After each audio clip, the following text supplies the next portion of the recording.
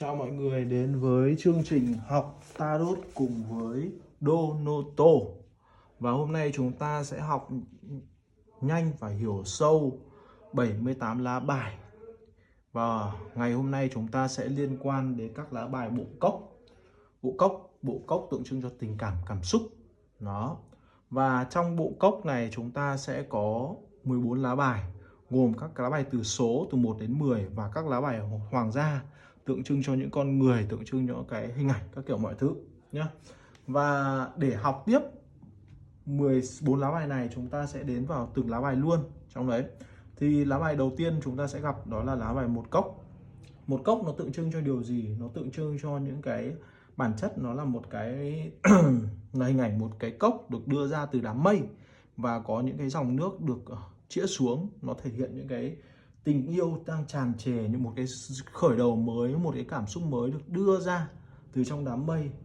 Ý chính của nó là có thể một mối quan hệ mới chớm nở, một công việc đang được đưa ra mà bạn yêu thích và mong muốn, hoặc một cái điều gì đó mới đang được đưa ra. Với lời khuyên của lá bài một cốc đó là bạn hãy mở lòng cái tình cảm, cảm xúc bạn ra, mở lòng đón nhận những cái tình yêu thương, những cái cơ hội, những cái mong muốn đang có để có thể là bước những cái hành trình tiếp theo. Đấy là ý nghĩa của lá bài một cốc. Trong công việc của chuyện tình cảm nó cũng thế. Trong đấy tiếp tục đến lá bài hai cốc. Hình ảnh bạn có thể nhìn thấy hai người đang trao cái cảm xúc sang cho nhau, đang trao cái cốc sang cho nhau. Hình ảnh bạn có thể nhìn thấy cái biểu tượng hai con rắn nó quấn vào nhau. Nó không phải là biểu tượng của y tế đâu nhá, mà nó là biểu tượng của sự giao thương, sự kết nối. Bản chất của cái lá bài này nó liên quan đến sự kết nối, đồng điệu, cam kết giữa hai tâm hồn và tình cảm. Đó, ý chính của lá bài này nó liên quan đến sự kết nối hài hòa giữa hai người, hoặc là sự hợp tác ăn ý trong công việc gì đó và khá là sòng phẳng hai bên. Đó, trong công việc nó có thể là một cái trong chuyện tình cảm thì có thể là một mối quan hệ mới đang được hình thành. Và lời khuyên trong cái lá bài hái cốc này đó là gì? Hãy cứ giữ cái sự cho và nhận này, sự cân bằng này. Hãy thử cho đi và nhận lại những cái gì mình đang có trong công việc. Hãy thử tìm hiểu, kết hợp thêm để có thể phát triển hơn trong công việc, trong chuyện tình cảm. Đó, để tạo ra những cái sự gắn kết lâu dài hơn. Tại vì đơn giản bạn lưu ý một chút, đây là con số 2 mà, mọi thứ mới đang bắt đầu thôi. Rồi tiếp tục đến con số 3. Con số 3 là cái con số mà mọi người hay bị nhầm lẫn nhất nhiều trong vấn đề liên quan đến cái việc rằng bản thân là người thứ ba. Bạn lưu ý một chút, cái thời điểm mà các lá bài này nó hiện lên thì nó thường là cái thời kỳ mà nó chưa thực sự có cái liên quan đến giới tính thứ ba. Và ba người này là ba người phụ nữ đang chung vui niềm vui của đấy. Thế nên có thể có những có thể có cái ý nghĩa là người thứ ba, nhưng nó phải đi kèm với cái gì, đi kèm với các bài khác thì mới có ý nghĩa đấy. Và cái ý nghĩa đấy nằm ở các lá bài khác chứ không phải lá bài ba cốc này. Ba cốc này nó chỉ nói về cái niềm vui, hội nhóm, sự chung vui tình bạn với nhau. Đó, ý chính của nó là những cái bạn bè đang gọi là nhậu nhẹt, tiệc tùng vui vẻ, một cái năng lượng, một niềm vui chung nào đó đang được tích cực, hoặc là một cái cảm xúc chung ở đấy. Lời khuyên trong lá bài này đó là kết nối, tận hưởng những cái gì đang có ở bên chung xung quanh nhá.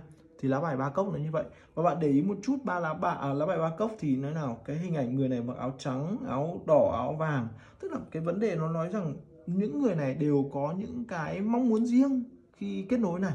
Đơn giản chỉ có thể là có những người đang rất buồn và người ta muốn kết nối để có thể tìm thêm niềm vui trong ba cốc này. Đó chính là cái hình ảnh này, hình ba cốc. Bốn cốc là hình ảnh bạn có thể nhìn thấy một người đang ngồi nhìn ba cốc, đang có trước mặt một cách thờ ơ, vô cảm. Đằng sau có một cái cốc được đưa ra. Lá bài này có bản chất nó là trạng thái mang tính chất là bạn đang cảm thấy thờ ơ, chán nản, hoặc bạn tự cô lập cái cảm xúc bản thân mình. Ý chính của lá bài này, ý của lá bài này nó nói gì? Bạn đang thờ ơ với những cái cảm xúc xung quanh, với những cái công việc hoặc chuyện tình cảm, các kiểu mọi thứ của bản thân. Trong đây bạn đang cả thèm chóng chán những cái gì mình đang có. Đó, bạn bị mất kết nối với thế giới. Đó, bạn đang từ chối những cái cơ hội mới. Như ở hình ảnh này, bạn nhìn đang từ chối những cơ hội mới và bạn đang không thực sự kết nối nó. Lời khuyên cho những người đang lá bài này thì thường là đôi khi bạn đang bỏ mất những cái cơ hội được đưa ra, cũng như rằng những cái công việc, chuyện tình cảm cũ ấy, nó thực ra nó cũng không đến nỗi quá xấu hoặc như nào đó. Vậy đây cả bạn nhìn ông ba cái cốc vẫn là cái đang có ở hiện tại mà, chỉ có điều rằng bạn đang chán nản và thờ ơ với những cái cảm xúc đấy. Lời khuyên đó là đôi khi bạn hãy nhìn, có thể bạn hãy nhìn lại những cái góc cũ để vui vẻ hơn, hay là nhìn, nếu bạn cảm thấy chán có thể từ bỏ hoặc là đi sang những cái cơ hội mới nhá. Tránh cái việc rằng bản thân là đang tự làm mình khổ trong cái cảm xúc này và không hành động. Tiếp tục đến lá bài 5 cốc. 5 cốc là hình ảnh một người, bạn có nhìn thấy mặc áo đen không? Mặc áo đen xì luôn, nhìn vào 3 cốc ở phía trước mặt. Nó thể hiện những cái gì? Nó đang nhìn vào những cái sự tiêu cực nhiều hơn cái sự tích cực và những cái hướng đi khác của lá bài này. Lá bài nói về cái sự đau đớn, mất mát, tiếc nuối và tổn thương. Lá bài ý chính của nó thường là đang chìm trong sự đau khổ vì những cái gì đã mất, về những cái sự đổ vỡ, và bạn đã quay lưng lại những cái gì còn lại, cái con đường mà có thể đi. Bạn chỉ tập trung vào những cái cản trở của hiện tại, đó là những cái đấy. Và lời khuyên cho bạn đó là ở thời điểm này bạn được phép buồn, được phép mắc lại, kẹt lại một lúc thôi, chứ không phải là kẹt muôn mãi mãi ở đấy. Bạn hãy quay lại phía sau để có thể nhìn được hai cái cốc. Nó tượng trưng cho tình cảm, nó tượng trưng cho những cái vẫn còn lại trong cái hướng đi, trong công việc, tất cả mọi thứ, và tránh để mình mắc kẹt quá lâu. Thì đó là lời khuyên trong lá bài 5 cốc này. Tiếp tục lá bài 6 cốc. Lá bài 6 cốc bạn có thể nhìn thấy hình ảnh một người đang trao cái cốc cho. Đây mình đang nói ý nghĩa chung nhé của các lá bài đấy. Mình đang nói về cái ý nghĩa chung của các lá bài 6 cốc đấy, chứ không phải chỉ riêng một lá bài đâu. Tại vì các lá bài 6 cốc có những cái lá bài nó có những mô típ gần giống nhau luôn, và nó thường nó mang ý nghĩa chung về con số 6 và nguyên tố cốc nhé. Thì lá bài 6 cốc thì nó thường liên quan đến sự gợi kỷ niệm, hoài ức, kỷ niệm thuần khiết.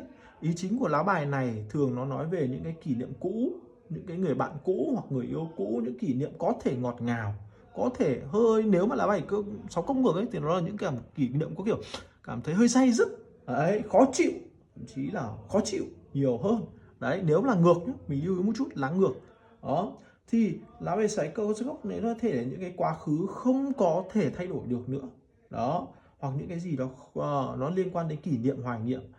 Lá bài này 6 cốc thì nó báo hiệu lời khuyên cho bạn nó hãy trân trọng những cái kỷ niệm quá khứ đó, cũng đừng dằn vặt, cũng như rằng bản thân là đừng có dùng làm tiêu chuẩn để ép buộc những cái gì hiện tại mà mình cần phải đang bước đi.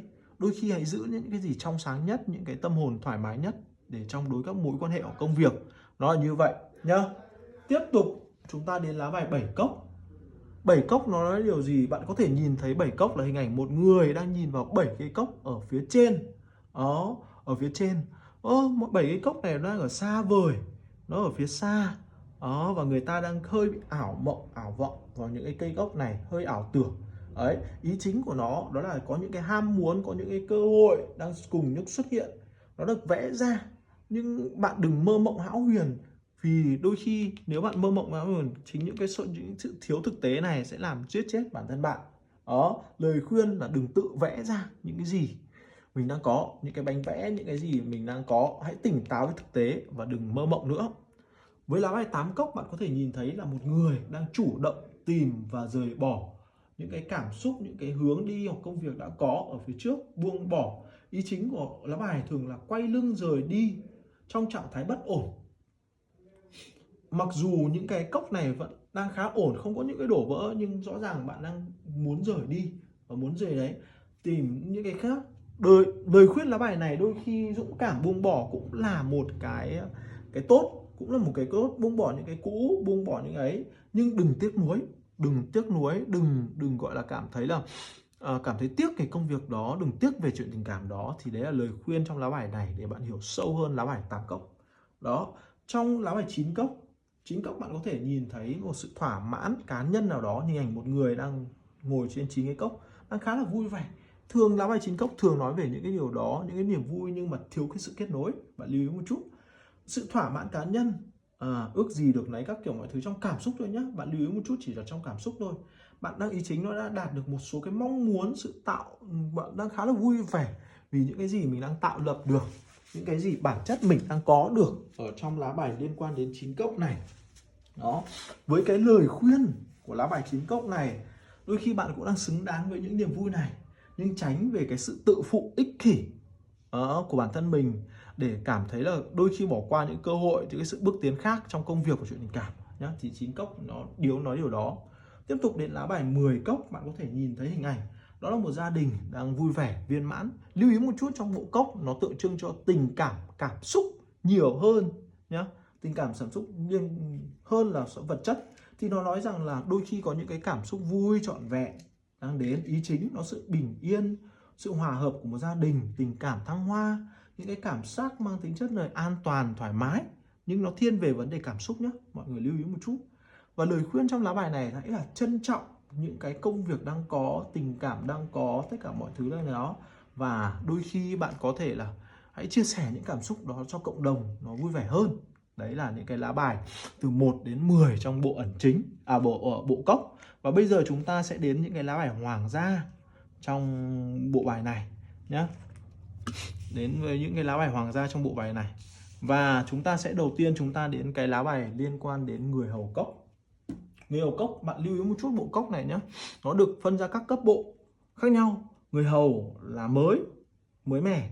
Kỵ sĩ đã có một chút kinh nghiệm rồi, nó có kinh nghiệm rồi, nhưng mà nó không phải là toàn vẹn. Và vua hoàng hậu là người đã ở trong lĩnh vực đấy, đã có nhiều kinh nghiệm và trải nghiệm. Chỉ có điều rằng là vua thì sẽ hành động theo hướng nữ, còn vua thì sẽ hành động theo tính nam, còn nữ hoàng thì hành động theo tính nữ nhiều hơn. Đấy, thì bây giờ chúng ta sẽ đến một số ý nghĩa cơ bản của lá bài người hầu cốc, các bộ cốc này, các cái lá hoàng gia này. Thứ nhất, con người hầu cốc bản chất nó là một đứa trẻ rất là nhạy cảm trong cảm xúc. Đó, ý chính trong chuyện tình cảm, công việc thì nó có thể là bạn đang là một người khá là kiểu nhạy cảm trong cảm xúc, bạn có thể là một cái gì đó mới trong cái hướng đi này. Có thể đang có những cái lời xin lỗi làm hòa, hoặc có những cái sự lãng mạn, cảm xúc bay bổng gì đó ở trong cái cảm xúc này, nhưng nó chưa thực sự bền vững. Đó, lá bài người hầu cốc nó hiện lên thì nó nói gì? Hãy đón nhận lời khuyên nhé, đón nhận những cái cảm xúc một cách tự nhiên nhất, bằng một sự tò mò, bằng một sự gọi là phấn khích. Đó, nhưng mà đừng có sự nhạy cảm quá nhé. Con người hầu cốc này thường nó sẽ có thể là trong công việc tình cảm bạn hơi nhạy cảm quá nhé, nó gọi là cảm xúc lên lên xuống xuống thất thường ấy. Đó, tại sao? Tại vì hình ảnh bạn nhìn không, đây đang để con cá này, cảm xúc ở này em nhìn không, bạn nhìn không, nó vẫn đang khá là sóng xô, khiến cho bản thân của bạn chưa kiểm soát được cảm xúc đâu nhá. Con kỵ sĩ cốc là con mang tính chất là có nhiều kinh nghiệm hơn trong vấn đề kiểm soát cảm xúc rồi, nhưng bản chất của lá bài này nó là một con kỵ sĩ, là một chàng gọi là mộng mơ, lãng mạn, lý tưởng hóa. Mình hay ví cái lá bài này như kiểu câu chuyện tình cảm giữa Romeo và Juliet ấy. Nó liên quan đến cái cảm xúc mang tính chất là kiểu nhất thời, một cái cảm xúc rất gọi là nặng, gọi là sâu nặng với nhau, nhưng đôi khi thiếu những cái sự suy xét một cách toàn diện. Đó, ý nghĩa chính của mang này nó là bạn đang có một tình cảm, tình yêu, hoặc một người ai đó đến tỏ tình bạn rất là cuồng nhiệt, năng lượng và cuốn hút, hoặc công việc của bạn đang khiến cho bạn thấy là rất là cảm xúc trong công việc. Nhưng bạn sẽ hơi bị gọi là nó mang tính chất là kiểu, nó hơi bị kiểu mang tính chất là kiểu dễ bị ảnh hưởng cảm xúc một phần này. Cái thứ hai đó là vấn đề là kiểu nó sẽ chưa nhìn được bao quát như con vua và hoàng hậu này trong ấy. Lời khuyên trong lá bài kỵ sĩ cốc này nó báo hiệu điều gì? Là bạn hãy cứ theo đuổi đam mê, giữ chân những cái gì đang có trong cái cảm xúc, nó kiểu mọi thứ, nhưng đôi khi là tránh để ảo mộng, ảo vỡ những cái cảm xúc của bản thân mình. Thì đó chính là con kỵ sĩ cốc. Tiếp tục đến con nữ hoàng cốc. Nữ hoàng cốc đây là người phụ nữ nhé, đã gần như trưởng thành trong cái lĩnh vực của mình rồi. Đó, người phụ nữ có thể thấu cảm được những cảm giác trực quan, có thể xuất hiện một người như thế trong mối quan hệ chuyện tình cảm, hoặc là trong công việc. Bạn đang rất là nhạy cảm, bạn đang rất là biết cái gọi là cái cảm xúc của bản thân mình, biết được rằng là trong công việc đang như thế nào, bạn rất gọi là thấu cảm những cái gì đang có, đấy là như vậy. Hay như rằng lá bài này trong ý nghĩa chính nó chính là một người mẹ, sự dịu dàng, luôn luôn lắng nghe, một chỗ dựa tinh thần tốt, hay như khả năng có những khả năng kiểu mang tính chất là xoa dịu mọi cảm xúc. Đó, hay như trong công việc chuyện tình cảm thì nó thường sẽ là liên quan đến vấn đề một cái công việc nó cũng có những cái sự xoa dịu. Trường hợp một xảy ra đó có một người đang xoa dịu, hoặc là bạn là người đi xoa dịu cái cảm xúc đấy. Trường hợp thứ hai thì nó sẽ thiên về vấn đề là cái công việc đấy ít nhất là bạn cảm thấy thoải mái, thỏa mãn và có những cái sự xoa nhuận. Và lời khuyên trong lá bài này cứ theo đuổi những cái cảm xúc thôi, những cái tình cảm mình thôi, và hãy trân trọng những nó để tránh sự đổ vỡ. Chính xác là như vậy. Vua cốc là lá bài liên quan đến bậc thầy của sự kiểm soát nội tâm và cảm xúc, thể hiện những sự điềm tĩnh và bao dung những gì đang có. Lá bài liên quan đến vua cốc, ý chính của nó sẽ là gì? Vua cốc ý chính của nó là một người đàn ông vị tha, thấu hiểu lòng người, kiểm soát cảm xúc cực kỳ tốt bằng lý trí, không để dễ bản thân kích động những cái điều gì đó. Thế nên trong công việc, chuyện tình cảm nó thường sẽ là, có thể là trong công việc sẽ xuất hiện một người như thế ở trong công việc hoặc tình cảm của bản thân bạn, để hiểu nó sâu của lá bài nhé. Xuất hiện những cái đấy, hoặc là trong công việc của bạn hoặc tình cảm của bạn, bạn đang kiểm soát được cái này, mối quan hệ này, chuyện tình cảm này một cách gọi là lý trí, ít nhất là như vậy. Và lời khuyên đó là hãy đối diện với những sóng gió bằng sự điềm tĩnh và thấu cảm, và dùng cái đầu ấm và tình cảm để đưa ra những lựa chọn sáng suốt. Thì đấy là lá bài vua cốc. Và sau đây đấy là 14 lá bài cốc mà bạn có thể đào sâu vào ý nghĩa của lá bài nhé. Và mình đang giới thiệu cho bạn về cái lá bài này. Và rất vui được mọi người đến với cái chương trình của Học Tarot cùng với Donoto. Và mọi người hãy comment, chia sẻ những cái gì bạn đang muốn và ở phía dưới để mình có thể là làm những clip hay hơn nhé. Cảm ơn mọi người.